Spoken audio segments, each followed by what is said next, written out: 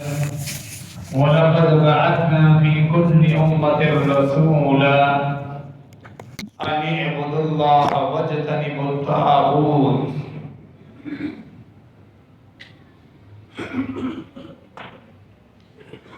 اللہ رب العالمین نے قرآن مجید میں تمام انبیاء کی بعثت کا بنیادی مقصد بیان فرمایا ہے۔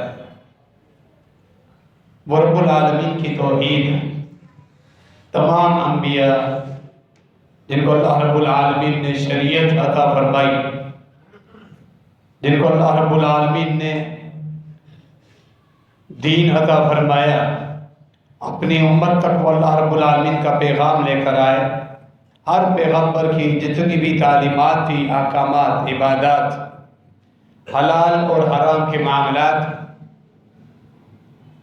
ان تمام کے اندر جو سب سے پہلی بات تھی اور بنیادی بات وہ رب العالمین کی توحید ہے۔ وَلَقَدْ بَعَثْنَا فِي كُلِّ أُمَّةٍ رَسُولًا أَنِ اعْبُدُوا اللَّهَ وَاجْتَنِبُوا الطَّاغُوتَ۔ سورہ النحل کی آیت جو میں نے آپ کے سامنے تلاوت کی ہے، آیت نمبر 36 ہے۔ ہم نے ہر امت میں ایک رسول بھیجا، یعنی یہ سلسلہ چلتا رہا اور ہمارے نبی خاتم النبیین جناب محمد رسول اللہ صلی اللہ علیہ وسلم تک یہ سلسلہ مکمل ہو چکا۔ اللہ جتنے بھی پیغمبر بھیجے کو میں نے یہ دعوت دے کر مبعوث کیا، اکیلے رب کی بندگی کرنی اور رب کو چھوڑ کے جتنے بھی تمہارے طاغوت ہیں، معبودان باطلہ ہیں، جن کو تم نے اللہ کی طرح اختیارات دیے ہوئے ہیں کہ تمہارا عقیدہ یہ ہے کہ اللہ کی طرح وہ بھی ہمیں نفع اور نقصان دے سکتے ہیں اور ہمارے معاملات وہ سنوار سکتے ہیں، وہ ہمیں سنبھال سکتے ہیں، ان سب سے تم تائب ہو جاؤ، اکیلے رب کی طرف آ جاؤ۔ ہر پیغمبر کی بنیادی دعوت یہی تھی۔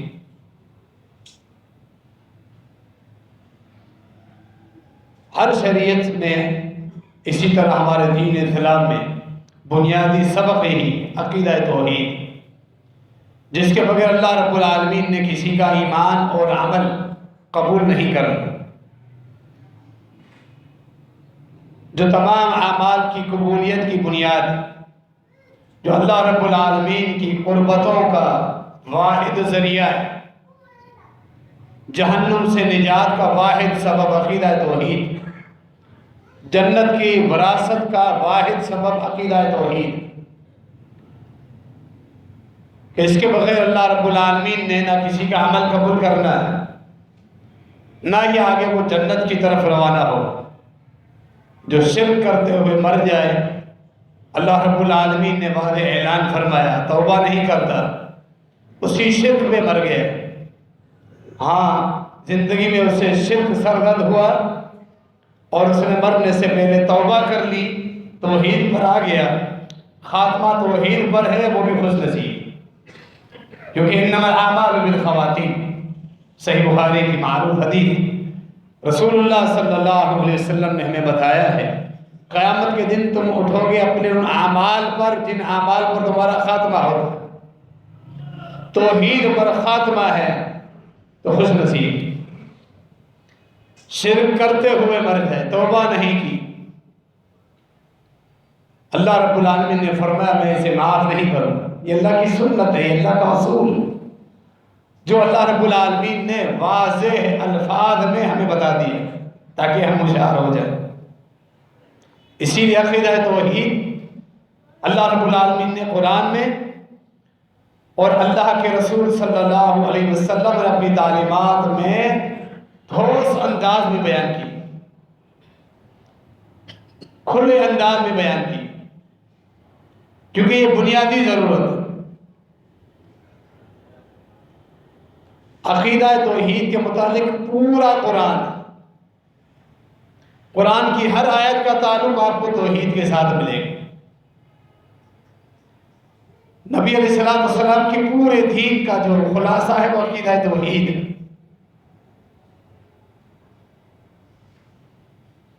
جہاں اللہ رب العالمین نے واضح طور پہ توحید کا حکم دیا ہے، وہ واضح توحید کا حکم، اور قرآن کا کچھ حصہ ایسا ہے جس میں اللہ رب العالمین نے شرک اور اہل شرک کی مذمت کی، ان کا انجام بتایا دنیا میں بھی آخرت میں، وہ توحید کو چھوڑنے کا انجام،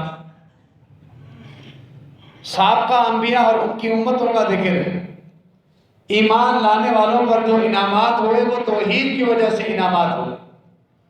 جن قوموں کو ہلاک کیا گیا، قوم نوح علیہ السلام سے ان قوموں کی ابتدا ہوتی، مکے کے مشرکین تک، رسول اللہ صلی اللہ علیہ وسلم کی شریعت تک جن جن قوموں پر عذاب آیا وہ شرک کی وجہ سے، توحید کو چھوڑنے کی وجہ سے۔ اور پھر جو احکامات اللہ نے دیے ہیں، عبادات، فرائض، نمازیں، روزہ، زکوٰۃ، حج، یہ سب توحید کی تکمیل ہے، سب توحید۔ اور جن جن چیزوں سے روکا گیا ہے وہ توحید کے تقاضے ہیں۔ پورا قرآن رب العالمین کی توحید، اہل علم نے باقاعدہ وضاحت کی، پورا قرآن رب العالمین کی توحید۔ اسی لیے توحید اور جو فوت ہو چکے مخلوق، ان کے بارے میں اللہ نے واضح فرمایا کہ کائنات کے ایک ذرے کے بھی وہ مالک نہیں، حتیٰ کہ فرمایا کھجور کی گٹھلی کے اوپر جو چھلکا ہوتا ہے، جو چھلی ہوتی ہے، انتہائی ایک بے حیثیت چیز، فرمایا اس کے بھی مالک نہیں ہے وہ۔ واضح طور پہ اللہ رب العالمین نے اپنی توحید بیان کی، اور مخلوق کی بے بسی اللہ رب العالمین نے بیان فرمائی کہ فوت ہونے کے بعد نہ وہ تمہیں نفع پہنچا سکتے نہ نقصان۔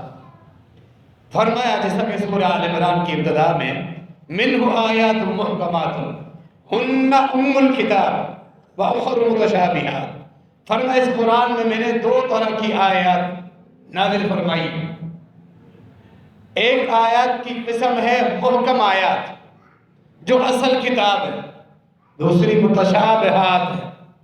متشابہات میں احکامات ہیں، فروعات ہیں، قیامت کے دن آنے والے معاملات ہیں، اہل ایمان کا سب پر ایمان ہے، اور محکمات کیا ہیں؟ ٹھوس، وہ اللہ رب العالمین کی توحید، عقیدہ، یعنی عقیدے کے احکامات اللہ نے مخفی طریقے سے بیان نہیں کی کہ جن کو سمجھنے کے لیے بڑے علم کی ضرورت ہے۔ مثلا جس طرح فقہی معاملات ہیں، کچھ احکامات حلال اور حرام کے معاملات، عبادات کی تفصیلات، خرید و فروخت میں آنے والے نئے نئے معاملات، اہل علم جو باقاعدہ قرآن و حدیث، تفسیر، اصول حدیث، اصول تفسیر، فتویٰ دینے کے اصول، ناسخ اور منسوخ، یہ ساری چیزیں معلوم کرنے کے بعد وہ جا کے ایک منزل تک، نتیجے تک پہنچتے ہیں جو علماء کا کام، یعنی ایک مشکل چیز جو علماء کے لیے خاص، لیکن توحید اور عقیدہ توحید اللہ نے آسان لفظوں میں بیان کیا ہے، جن کو سمجھنے کے لیے بڑے علم اور کسی گہرائی کی ضرورت نہیں، کیونکہ اس کا سوال ہر آدمی سے ہونا ہے۔ اسی لیے فرمایا نے ہمیشہ عقیدہ توحید جو بنیاد ہے اصل دین کی کتاب کی، وہ میں نے محکم آیات میں بیان کی کہ اللہ کے علاوہ کوئی بھی تمہارا معبود نہیں، واضح الفاظ، کیونکہ اس توحید کے بغیر اللہ رب العالمین کسی کا عمل قبول نہیں کرتا۔ مثال بیان فرمائی سورہ انعام میں دیکھیں، سورہ زمر میں دیکھیں، سورہ انعام میں اللہ رب العالمین نے قرآن میں جتنے انبیاء کا مختلف جگہوں پر ذکر ہوا ہے، وہاں ایک جگہ سب کا ذکر فرمایا، ہم نے ان کو نبوت دی، حکمت دی، انہیں دین دیا، عبادات میں آگے تقوی میں، پرہیزگاری میں، صدق و امانت میں اللہ کے پیغمبر انبیاء تمام باقی انسانوں سے وہ جڑے ہوئے تھے۔ ان کی عبادات کا ذکر کرنے کے بعد اللہ نے فرمایا وَلَوْ أَشْرَكُوا لَحَبِطَ عَنْهُمْ مَا كَانُوا يَعْمَلُونَ، اگر بالفرض میرے یہ انبیاء، میرے بھیجے ہوئے رسول، ان سے بھی اگر شرک سرزد ہو جاتا، یہ ایک تمثیل ہے ہمیں سمجھانے کی، ہمیں متنبع کیا اللہ رب العالمین کہ توحید اور شرک کا معاملہ کس قدر حساس ہے۔ بالفرض ان سے شرک سرزد ہو جاتا، ان کے تمام اعمال ضائع ہو جاتے، لَحَبِطَ عَنْهُمْ مَا كَانُوا يَعْمَلُونَ، سب اعمال ضائع ہو جاتے۔ اللہ کو کسی کی پرواہ نہیں کرتے۔ انبیاء تو خود توحید کے علم بردار تھے، وہ توحید سمجھانے آئے تھے، شرک کو ختم کرنے آئے تھے۔ ممکن ہی نہیں تھا کہ ان سے معاذ اللہ شرک سرزد ہو جاتا۔ اللہ رب العالمین نے ہماری تکبیر کی ہے، حتیٰ کہ پھر ایک جگہ سورہ زمر، وہاں پر اللہ رب العالمین نے انبیاء کے امام، رسولوں کے امام، افضل البشر اللہ رب العالمین کے بعد مخلوق میں سب سے اعلیٰ انسان، افضل البشر جناب محمد رسول اللہ صلی اللہ علیہ وسلم، امام المتقین، فرمایا اے میرے محبوب، بالفرض اگر آپ سے بھی شرک سرزد ہو جائے، لَإِنْ أَشْرَكْتَ لَيَحْبَطَنَّ عَمَلُكَ، وہی الفاظ جو میں نے تمام انبیاء کے لیے بیان فرمائے سورہ انعام، وہی الفاظ آپ کے لیے بھی، اے میرے محبوب بالفرض اگر آپ سے بھی شرک سرزد ہو جائے، آپ کے سب اعمال میں ضائع کر دو۔ یہ اللہ کا ٹھوس اصول ہے۔ یہ آیات ہماری آنکھیں کھولنے کے لیے، ہمیں ڈرانے کے لیے بڑے الفاظ ہیں۔ اگر ہم غور کریں شرک کا معاملہ، آج جس اہم معاملے کو اکثر مسلمانوں نے محض اپنے باپ دادا سے ملے ہوئے دین کی وجہ سے نظر انداز کیا، اہل توحید کا حکم، ان کا پیغام جب ان تک پہنچتا ہے تو سرسری نظر سے اس کو ٹال دیتے ہیں، اور جو سنی سنائی باتیں ہیں اپنے پیر و مرشد سے انہیں کی بات کی تقریر کرتے ہیں، اہل توحید کی بات کو کوئی حیثیت نہیں۔ یعنی قرآن مجید میں جہاں واضح طور پر توحید کی آیات ہے، نہ وہ پڑھتے ہیں، نہ ترجمے کا علم ہے، نہ کچھ۔ امت میں گزرنے والے بزرگان دین جو نیک لوگ گزرے، ان کے متعلق بغیر سند کے جھوٹی کرامات منسوب کر کے ان کو خدائی اختیارات دیے گئے کہ وہ جب انہوں نے چاہا مردوں کو زندہ کر دیا، جب انہوں نے چاہا بارش برسا دی، جب انہوں نے چاہا رزق اور اناج اور غلے کے ڈھیر لگا دیے، چلتے ہوئے دریاؤں کو روک دیا، وغیرہ وغیرہ جیسی جھوٹی حکایت لوگوں میں بیان کر کر کے ان کو خدا تک پہنچا دی۔ بزرگوں کے متعلق اس قدر غلو، زیادتی کہ لوگوں کے اندر شرک سرایت کر گئے۔ ہمیشہ بزرگوں کے متعلق جو غلو ہے، ان کی محبت میں آگے بڑھنا، شروع سے لے کے اب تک جو شرک کی بنیاد ہے وہ یہی ہے۔ اس شرک کی ابتدا اللہ رب العالمین کے پہلے نبی اور رسول سیدنا نوح علیہ السلام کی امت میں۔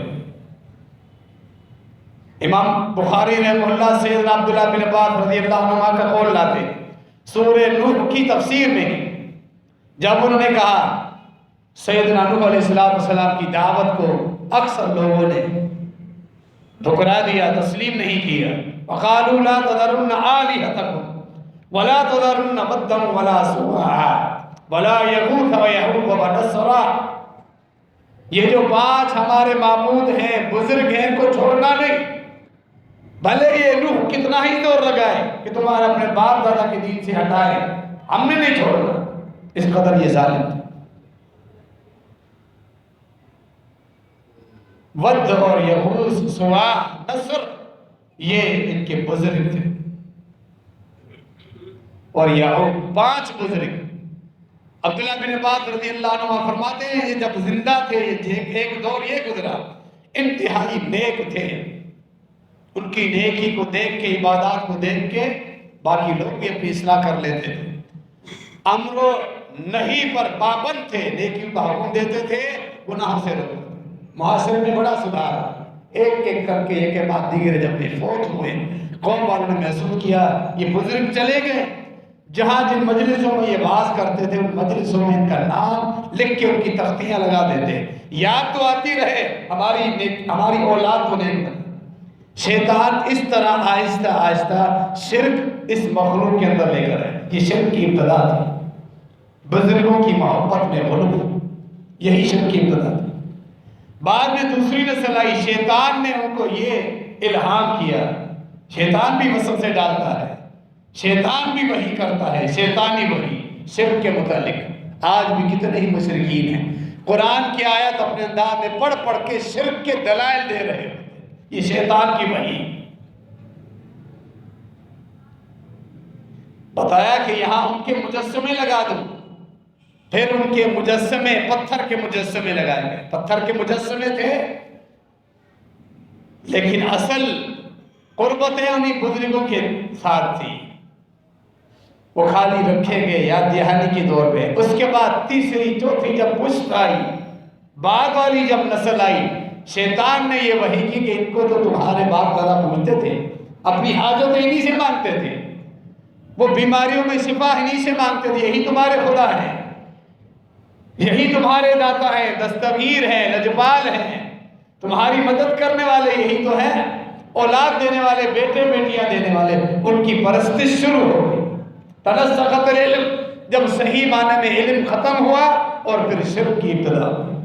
آگے فرماتے ہیں وہی بت جو عرب قبائل میں چلتے رہے، پھر یہاں مکہ میں قریش کے اندر مختلف قبائل میں انہی وہی بت کیا ہے منتقل ہو کر پہنچے، جن کے نام پہ پھر لوگ نظر و نیاز کرنے لگے، چڑھاوے چڑھانے لگے، اپنے جانوروں کو ان کے نام پہ وقف کرنے لگے، جن کا ذکر اللہ رب العالمین نے سورہ انعام میں بھی کیا ہے۔ ما جعل اللہ من بحیرہ، یہ آیت بحیرہ، صائبہ، وسیلہ، یہ جو اللہ کی مخلوق، اللہ کے پیدا کردہ جانور ہیں، ان کو تم نے غیر اللہ کے نام پہ وقف کر دیا۔ یہ شرک کی ابتدا تھی۔ بزرگوں کی محبت میں آگے بڑھ جانا، غلو کرنا، بزرگ کے فوت ہونے کے بعد ان کی قبر کے متعلق غیر معمولی عقیدہ رکھنا، غیر معمولی طاقت اور تصرف اور فیض کے حصول کا عقیدہ رکھنا۔ اسی لیے اللہ کے رسول صلی اللہ علیہ وسلم مکی دور میں 13 سال آپ صلی اللہ علیہ وسلم مکے میں رہے، 40 سال کی عمر میں اللہ رب العالمین نے نبوت عطا فرمائی، 53 سال تک یعنی 13 سال مکہ میں دعوت و تبلیغ کرتے رہے۔ کتنی تکلیفیں آئی، پریشانی آئی، یہ ہم سب جانتے ہیں۔ اس کے بعد مدینہ منورہ ہجرت کر کے گئے اور 10 سال مدینہ منورہ میں رہے۔ 63 سال کی عمر میں رسول اللہ صلی اللہ علیہ وسلم کی وفات ہوئی۔ جب دین مکمل ہوا، اس عارضی دنیا سے رخصت ہوئے، اللہ رب العالمین کے پاس اعلیٰ علیین اپنی جنتوں میں آرام فرما رہے ہیں۔ نبی علیہ السلام نے شروع میں چھپ کر تبلیغ کی، اللہ رب العالمین کا حکم تھا، 3-4 سالوں کے بعد پھر اعلانیہ تبلیغ کا حکم ہوا، وَأَنذِرْ عَشِيرَتَكَ الْأَقْرَبِينَ۔ پورے مکی دور میں سوائے توحید کے کوئی اور موضوع نہیں، حتیٰ کہ نمازیں بھی فرض ہوئی ہجرت سے 1 یا 2 سال پہلے۔ اس سے پہلے نمازیں صبح شام مختلف اقوال 2 رکعت امت کے لیے تھی جو لوگ اسلام قبول کر چکے تھے مکہ میں۔ نماز، زکوٰۃ کے احکامات، خرید و فروخت کے احکامات، سود کی حرمت، شراب کی حرمت، شرعی حدود، دیت،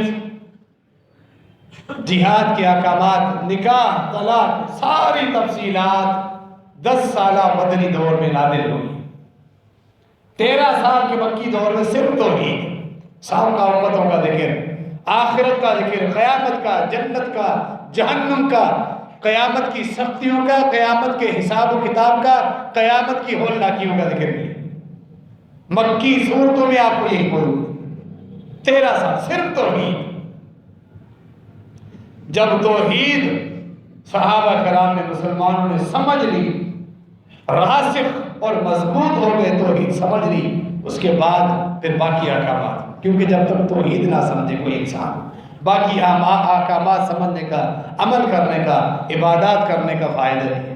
نے سنا اللہ نے تو اپنے پیغمبروں کے بارے میں یہی فرمایا، بالفرض شرک سرگرد ہو جاتا ہے میں ان کے اعمال برباد کر دیتا ہوں۔ یعنی مشرک جس کے عقیدے میں شرک ہے، وہ غیر اللہ کو، کسی بزرگ کو، اللہ کے کسی نیک بندے کے متعلق عقیدہ ہے کہ وہ فوت ہونے کے بعد بھی ہمیں نفع و نقصان پہنچا سکتے ہیں، اللہ کی طرح ان کے پاس اختیارات ہیں، بیماریوں سے شفا دے سکتے ہیں، بیٹا یا بیٹی دینے پر وہ قادر ہے، روزیاں ہمیں دے رہے، یہ اگر عقیدہ ہے، خواہ وہ کسی پیغمبر کے بارے میں عقیدہ ہو، کسی صحابی رسول کے بارے میں عقیدہ ہو، اہل البیت کے افراد میں سے کسی کے متعلق عقیدہ ہو، یا امت میں گزرنے والے جو نیک بزرگ اولیاء ہیں ان میں سے کسی کے متعلق یہ عقیدہ ہو، یہ 100% برباد شرکی عقیدہ ہے۔ جو توبہ کیے بغیر مر جائے، اللہ نے فرمایا ہے اس کے لیے جنت حرام ہے، ہمیشہ ہمیشہ جہنم میں رہے گا۔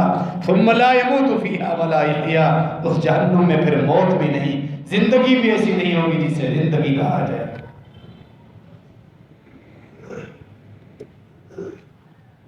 ہر سال حج کرے، ہر مہینے عمرہ کرنے چلا جائے، ہر ہفتے بھی چلا جائے، سارا مال اپنا صدقہ کر دے، ساری رات تہجد پڑھ کے گزار دے، مسجد میں 24 گھنٹے بیٹھا رہے، کتنی ساری دنیا جہاں کی نیکیاں جمع کر لے، جتنی ہم مثالیں دیں، دنیا جہاں کی نیکیاں جمع کرے، عقیدے میں شرک کی غلاظت موجود ہے، اللہ کے ہاں اس کی کوئی ایک نیکی قبول نہیں، کوئی ایک نیکی قبول نہیں۔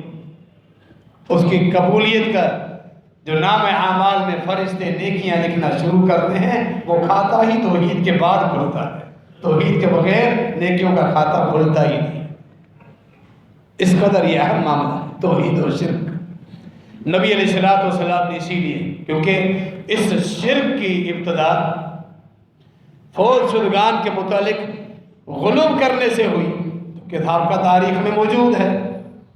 ہر دور، ہر پیغمبر کے دور میں جو لوگ تھے وہ اپنے بزرگوں کی بت بنا کر یا قبروں پر کیا عبادت کرتے تھے، جو آج تک اس امت میں یہ شرک چلا ہوا آ رہا ہے، ابھی بھی موجود ہے۔ بزرگوں کے متعلق عقیدہ رکھنا اور انہیں اللہ کی طرح اختیارات سونپنا، آج تک امت میں یہی شرک ہے۔ مکے کے مشرکین نے ان بتوں کے، ان بزرگوں کے بت بنائے، اور اس امت میں ان بزرگوں کی ڈائریکٹ قبر پر مزاریں بنائی گئی اور وہاں آستانے بنائے گئے، اور پھر عبادت، ہر سال عرس کے نام پہ میلے لگانا، دھمالے، قوالی، ڈھولک، مرد و زن کا اختلاط، کیا کچھ وہاں خرافات نہیں ہوتی، ہم سب اس سے واقف ہیں۔ نبی صلی اللہ علیہ وسلم نے اسی لیے ابتداء میں آپ کو دیکھیں، صحابہ کرام مسلمانوں کی جو اصلاح فرمائی، تربیت فرمائی قبروں کے متعلق، حتیٰ کہ صحیح مسلم کی روایت موجود ہے، قبرستان جانے سے ہی روک دیا۔ شروع دین میں صحیح مسلم کی روایت آپ دیکھیں، آپ صلی اللہ علیہ وسلم قبرستان جانے سے روک، کہیں قبرستان جانے سے کسی قبر کے متعلق وہی ان کے عقائد نہ آ جائیں جو سابقہ امتوں میں تباہی کا سبب ہے۔ تربیت مکمل کر لی، عقیدے جب ٹھوس ہو گئے، سیکھ لیا کہ اللہ کے علاوہ کوئی نفع نقصان کا مالک نہیں، جو فوت ہو جائے وہ اپنے اعمال کے مطابق اپنے رب کے پاس پہنچ چکا، دنیا سے رشتہ کٹ چکا، اب وہ موجود نہیں ہے اس دنیا میں کہ ہماری پکار سن سکے، نہ وہ ہمیں دیکھ رہا ہے نہ وہ ہمیں سن رہا ہے۔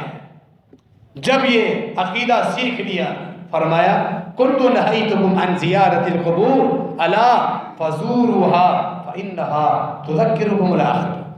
فرمایا میرے ساتھیو، اب کہ تم نے توحید کو سمجھ لیا ہے، میں نے تمہیں قبروں کی زیارت، قبرستان جانا، زیارت یعنی جانا فکر آخرت کے، پہلے وہاں جانے سے روکا ہوا تھا، اب تمہیں اجازت ہے، جا سکتے ہو۔ فإنها تذكركم الآخرة، اس سے قبرستان دیکھنے سے تمہیں آخرت یاد ہے، فکر آخرت کے تصور میں مضبوطی آتی ہے کہ ہم نے بھی اسی طرح کبھی مر جانا ہے اور پھر بے بس ہو کر انہی مردوں کی طرح ہم بھی کبھی نہیں رہیں گے، اسی لیے ہم بھی اس سفر کی تیاری کریں۔ یہ مقصد ہے قبرستان جانا۔ زیادہ سے زیادہ جو رشتہ دار ہیں باقی مسلمان، ان کی بخشش درجات کی بلندی کے لیے دعائیں کر سکتے ہیں۔ ان سے مانگنے کا تصور جب ختم ہوا پھر اجازت دی۔ آپ دیکھیں اسی لیے رسول اللہ صلی اللہ علیہ وسلم نے قبر کو پختہ کرنے سے منع کیا۔ نہا رسول اللہ صلی اللہ علیہ وسلم ان یجسس القبور وان یقعد علیہا۔ صحیح مسلم، ابو داؤد، جامع ترمذی کی روایت واضح موجود ہے۔ میں نے کہا کہ ٹھوس الفاظ موجود ہیں، آپ نے سنا، کیونکہ توحید اور شرک کا معاملہ ہے۔ فرمایا کہ قبروں کو پختہ مت کرو، حتیٰ کہ نام کی تختی لکھ کے لگانے سے منع کیا، چراغاں کرنے سے منع کیا، اگربتی جلانا، خوشبو، پھول رکھنے سے منع کیا، وہاں مجاور بن کے بیٹھنے سے واضح طور پہ منع کیا۔ یہ آپ صلی اللہ علیہ وسلم کی بنیادی تعلیمات ہیں آپ کی امت کے لیے، تاکہ وہ شرک سے بچ جائیں۔ آج اس امت نے کیا کیا؟ نبی مکرم جناب محمد رسول اللہ صلی اللہ علیہ وسلم کی واضح تعلیمات کو ٹکرا کر فوت شدگان کے بارے میں وہی عقیدہ بنایا جو آپ کا امتوں کا تھا۔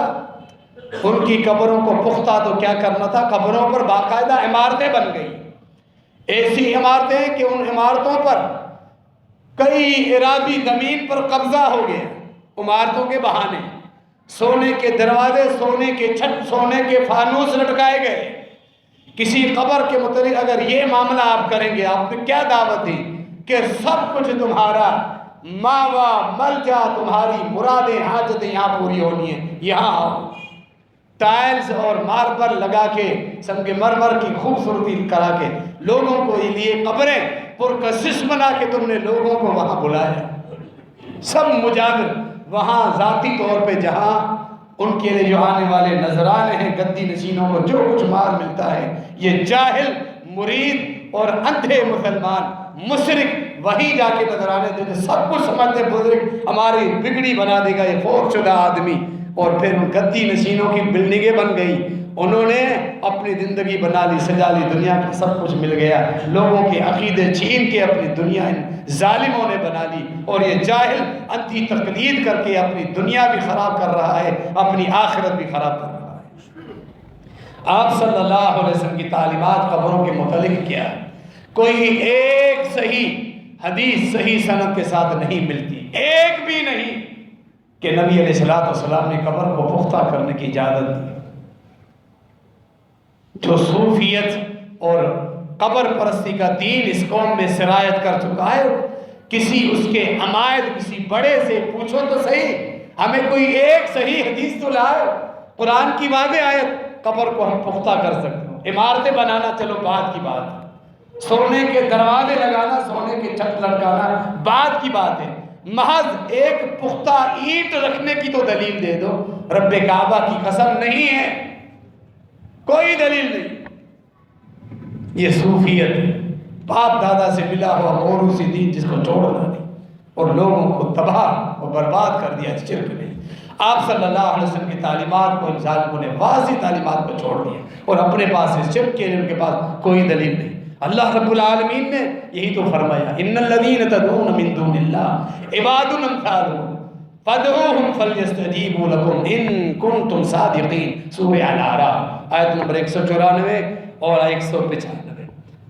لیکن کیا کریں کہ مریدوں کو ایسا انہوں نے ذہنی طور پہ مفلوج بنا دیا ہے، باؤنڈ کر دیا ہے، کہ وہ قرآن کا ترجمہ پڑھنے سے بھی روکا، دکانیں بند ہو جائے، قرآن پڑھیں گے، قرآن تو ایک ایک آیت میں توحید ہے، یہ قبر پرستی ان سے مانگنا یہ تو قرآن کے واضح طور پہ خلاف ہے، یہ ترجمہ پڑھیں گے تو ان کی دکانیں بند ہو جائیں گی۔ سورہ اعراف آیت نمبر 194 اور آگے آیت نمبر 195 بھی پڑھتا ہوں۔ اللہ نے فرمایا، اللہ کو چھوڑ کے جن جن کو تم پکارتے ہو تمہاری طرح کے یہ بندے ہیں۔ یہ آیت واضح طور پہ بتاتی ہے کہ مکہ کے مشرکین صرف بتوں کو، پتھروں کو نہیں پوجتے تھے، پتھر انہوں نے موسوم کیے ہوئے تھے ان بزرگوں کے نام جو فوت ہو چکے تھے۔ عبادت پوجا انہی بزرگوں کی تھی۔ صحیح بخاری کھولیے، قرآن کے بعد جو اتھینٹک کتاب ہے، نہ وہ بیچارے قرآن کا ترجمہ پڑھتے ہیں نہ صحیح احادیث پڑھتے ہیں، ہدایت کہاں سے ملے گی؟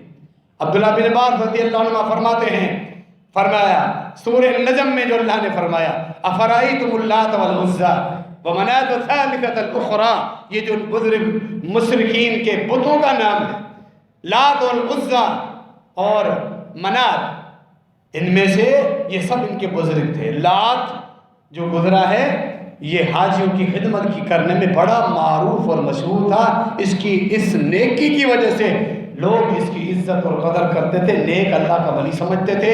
اس کی وفات کے بعد اس کے تصور کا بت اور پتھر بنا کے اس کو پوجا کرتے۔ صحیح بخاری، تو بزرگ تھے، صرف پتھروں کو نہیں پوجتے تھے۔ پھر شیطان نے ان کو ایک اور وحی کی کہ اس امت میں شرک ہے ہی نہیں، یہ کہیں بھی نہیں ہے، نہ قرآن کی آیت نہ نبی علیہ السلام کی حدیث۔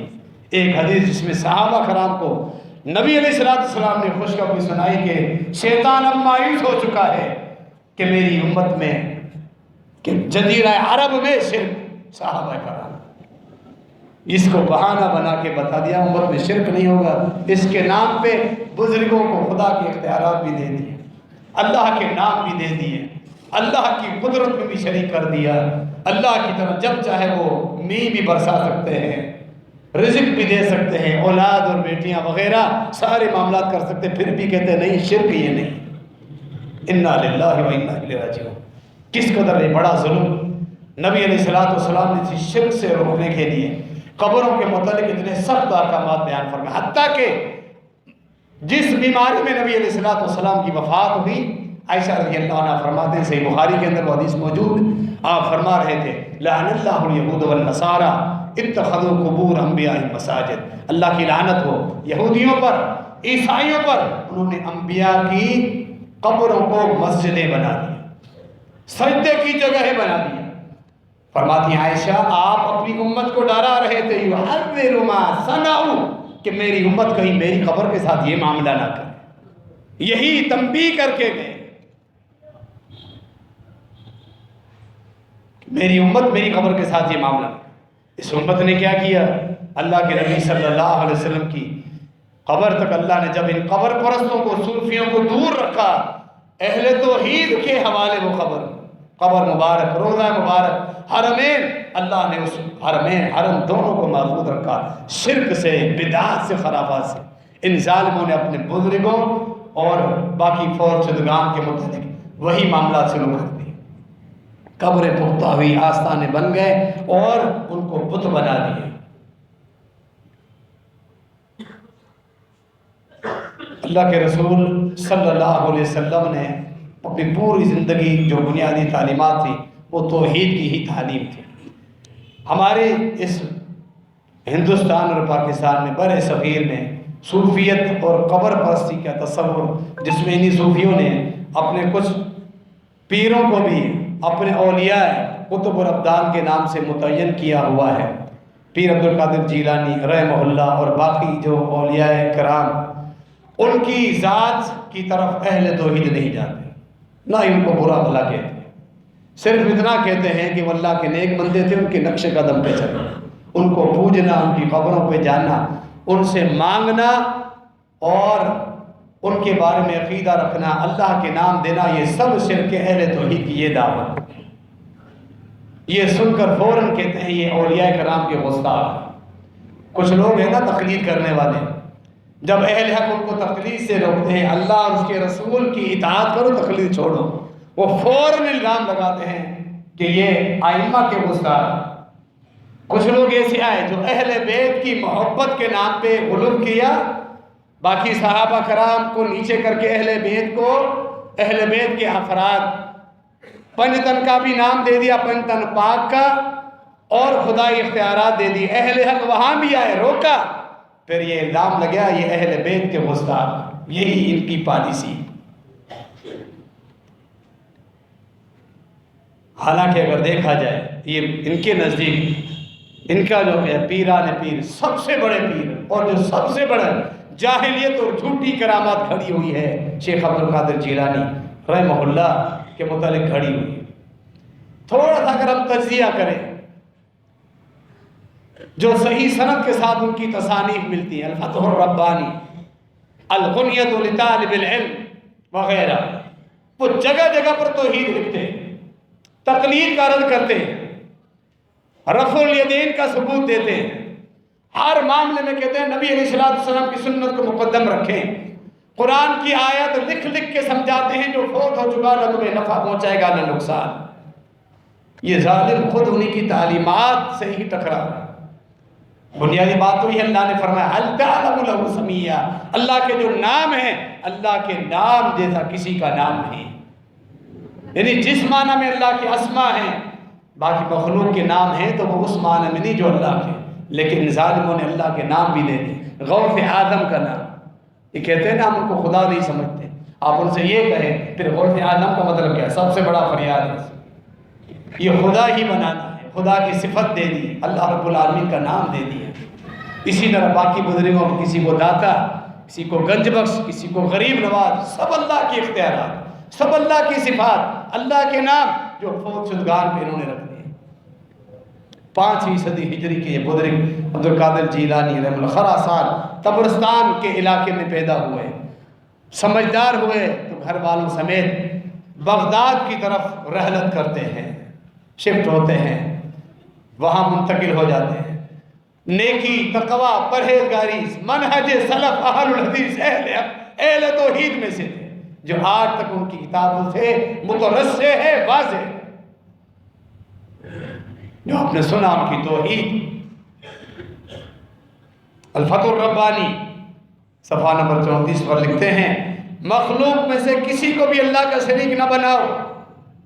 پیر عبد القادر جیلانی رحمہ اللہ کے الفاظ دیکھیں، اللہ جل شانہ کو ایک جانو، سبھی چیزیں اس نے پیدا کی ہیں، پوری کائنات میں صرف اسی کی قدرت چلتی ہے، ہر قسم کی خیر اسی سے مانگو، اگر کوئی غیر سے مانگتا ہے تو اس کو ذرہ برابر عقل نہیں ہے۔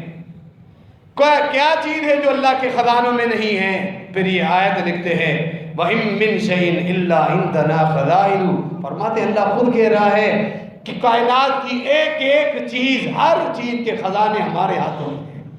وہ تو یہ دعوت دے کر گئے، توحید کی دعوت، ہر جگہ ہمیں یہی چیز ملتی ہے، ہر قسم کی خیر اسی رب سے مانگو، سوال اسی سے مانگو، نقصان سے بچنا ہے اسی کے سامنے ہاتھ پھیلاؤ کہ اس کے علاوہ کسی سے بھی نہ نفع ہونے کا عقیدہ رکھو نہ نقصان دینے کا عقیدہ رکھو۔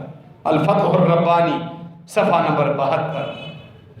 اس طرح کے تمام آپ کو چیزیں ملیں گی جس میں توحید ہی توحید ہے۔ فرماتے ہیں صفحہ نمبر 83 پر کیا تم نہیں جانتے سوائے ذات اللہ تعالیٰ کے نہ کوئی دینے والا، نہ روکنے والا، نہ ضرر دینے والا، نہ نفع پہنچانے والا، نہ پہلے نہ پیچھے۔ اگر تم کہو کہ میں یہ جانتا ہوں تو میں تم سے کہوں گا کہ تم کیسے جانتے ہو جبکہ غیر کو اس پر بڑھا دیتے ہو، غیر کو اللہ سے تم آگے لے جاتے ہو۔ افسوس ہے تجھ پر، تم دنیا کے عوض آخرت کو کیسے خراب کرتے ہو، یعنی شرک کر کے مخلوق کے متعلق اگر تمہارا ایسا عقیدہ ہے۔ یہ تعلیمات دے کر گئے توحید کی جو کہ ان کی کتابوں سے مترس ہے۔ میں نے آپ کو شروع سے ایک بات بیان کی، عقیدہ توحید کے بارے میں اللہ نے واضح آیات بیان فرمائی ہے۔ سورہ اعراف کی جو میں 2 آیت پڑھ رہا تھا، ایک آیت آپ نے سنی، آیت نمبر 194، آگے آیت نمبر 195 میں اللہ نے کیا فرمایا؟ الہم ارجل یمشون بہا ام لہم اید یبطشون بہا ام لہم اعین یبصرون بہا ام لہم آذان یسمعون بہا۔ فرمایا وہ بے بس ہے، جو فوت ہو چکا ہے وہ بے بس ہے۔ کیا ان کے پاؤں ہیں جن پاؤں کے اوپر وزن ڈال کے وہ چل سکتے ہوں؟ کیا ان کے ہاتھ ہیں جن ہاتھوں سے وہ چیزوں کو پکڑ سکتے ہوں؟ کیا ان کی آنکھیں ہیں جن آنکھوں سے وہ دیکھتے ہوں؟ کیا ان کے کان ہیں جن کانوں سے وہ سنتے ہوں؟ یہ اللہ کا پیغام ہے۔ سورہ اعراف آیت نمبر 195۔ اس واضح ٹھوس آیت کے مقابلے میں بھی اس کا عقیدہ ہے کہ قبر والا میری سن رہا ہے، جس کا علم شہرک سے قریب ہے وہ نہیں سنتا، میری بات قبر والا اس اللہ تک پہنچے۔ جاہلیت دیکھیں کس قدر ٹھوس آیات توحید کے متعلق۔ محکم آیات، کیونکہ توحید بنیاد ہے، اللہ نے اس میں کوئی مخفی پن نہیں رکھا، چھپا کر بیان نہیں کیا، واسگاف الفاظ بیان کیا۔ فرمایا سورہ فاطر میں، سورہ النمل میں، اِنَّكَ لَا تُسْمِعُ الْمَوْتَىٰ، جو فوت ہو چکے آپ ان کو نہیں سنوا سکتے۔ سورہ فاطر میں فرمایا وَمَا أَنْتَ بِمُسْمِعٍ مَّن فِي الْقُبُورِ، جو قبروں میں ہیں آپ ان کو نہیں سنا سکتے۔ یہ واضح آیات، اور یہ امت کہاں جا رہی ہے؟ قبر پرست کہاں جا رہے ہیں؟ صوفیت کہاں جا رہی ہے لوگوں کو لے کر؟ جہنم کے گڑھے کی طرف، جس جہنم میں پھر ہمیشہ رہنا ہے۔ حتیٰ کہ فرمایا رسول اللہ صلی اللہ علیہ وسلم نے اس مشرک کے متعلق مجھے بھی شفاعت کرنے کی اجازت نہیں ملے گی۔ اس سے بڑی تباہی اور بربادی کیا ہے؟ سب سے بڑا بد نصیب انسان، محروم انسان وہ ہے جو ہمیشہ کے لیے جہنم کے حوالے ہو جائے۔ اللہ ہم سب کو محفوظ رکھے۔ یہ شرک کی بلا ہے، مصیبتیں ہیں، نحوستیں ہیں جو امت میں پھیلی گئی۔ اب تھوڑا سا سوال کریں سے، ابھی ایک سوال آپ نے سنا کسی قبر کو پختہ کرنے کے متعلق بھی ایک روایت، پھر جن بزرگوں کے تم نے نام رکھ دیے، اللہ نے قرآن میں بھی یہ اسی شرک کا ذکر جو مکے کے مشرکین میں تھا، سابقہ امتوں میں تھا، سیدنا یوسف علیہ السلام نے بھی اسی بات کا ذکر کیا، ان ہی الا اسماء سمیتموها انتم وآباؤکم، یہ نام جو بزرگوں پر تم نے رکھ دیے ہیں تم نے خود رکھے ہیں، تمہارے باپ دادا نے رکھے ہیں، نہ اللہ نے رکھے ہیں نہ اللہ کے رسول نے رکھے ہیں۔ آج بھی ہماری دعوت یہی ہے، اگر تم نے کسی کا نام غوث اعظم رکھا، سنجیدہ ہو کر ٹھنڈے طریقے سے، اگر وہ حق کا متلاشی ہے، وہ اپنے پیر سے پوچھے، پیر اپنے پیر سے پوچھے، اپنے بڑوں سے پوچھے، کسی کا نام تم نے غوث اعظم رکھا، کس نے اجازت دی ہے؟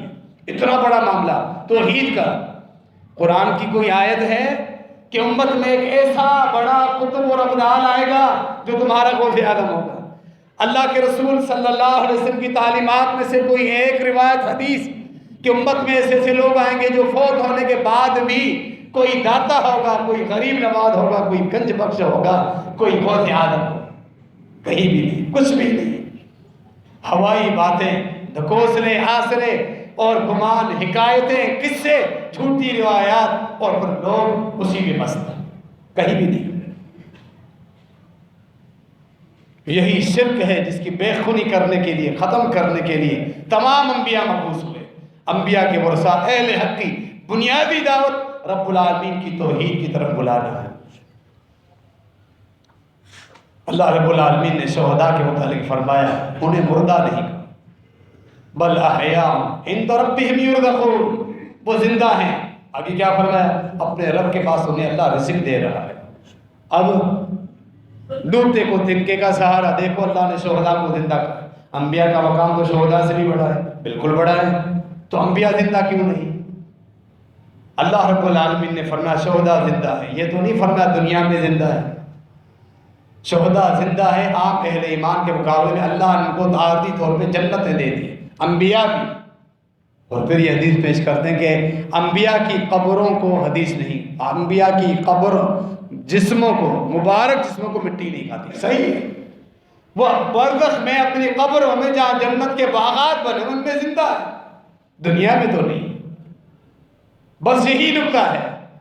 آتے ساتھ ہی اکثر لوگ کچھ اصلاح کے لیے، کچھ اعتراض کے لیے کہتے ہیں انبیاء قبروں میں زندہ ہے۔ اہل حق فوراً جواب، جی ہاں بالکل، ہم بھی یہی کہتے ہیں، قبروں میں زندہ ہے، دنیا میں نہیں، یہی تو فیصلہ ہے ہمارا، اسی پر تو اختلاف ہے، یہی تو بنیادی نکتہ ہے۔ تم نے دنیا میں زندہ سمجھا، ہم کہتے ہیں وہ قبروں میں زندہ ہے، اللہ کی جنتوں میں، دنیا سے کٹ چکے ہیں۔ اللہ کی باتیں آیات قرآن کی، صحابہ کرام کا عقیدہ، چاروں ائمہ کا عقیدہ یہ، کم از کم اگر یہ صوفیت ابو حنیفہ رحمہ اللہ کے مقلد ہیں، ابو حنیفہ رحمہ اللہ سے ہی یہ کہے ثابت کر کے دکھائیں، چلے آخری چانس، یہاں بھی نہیں ہے، کچھ بھی نہیں ہے ان کے پاس۔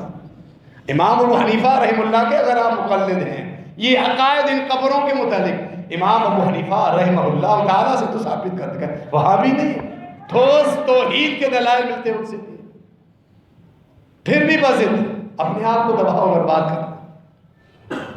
اللہ رب العالمین ہم سب کی اصلاح فرمائے، اللہ رب العالمین ہمیں توحید کی مکمل سمجھ عطا فرمائے، توحید کے تقاضے توحید کی تکمیل اور ہم سب کا خاتمہ توحید پر ہو. ہمارے ان تمام مسلمان بھائیوں کے اللہ رب العالمین اصلاح فرمائے, ہم سب کا خاتمہ توحید پر ہو, تاکہ ہم جہنم کی آگ سے, لو سے قیامت کے دن بچ جائے اور اللہ کے نیک لوگوں کے ساتھ جنت کے وارث ہم بن جائیں. آمین.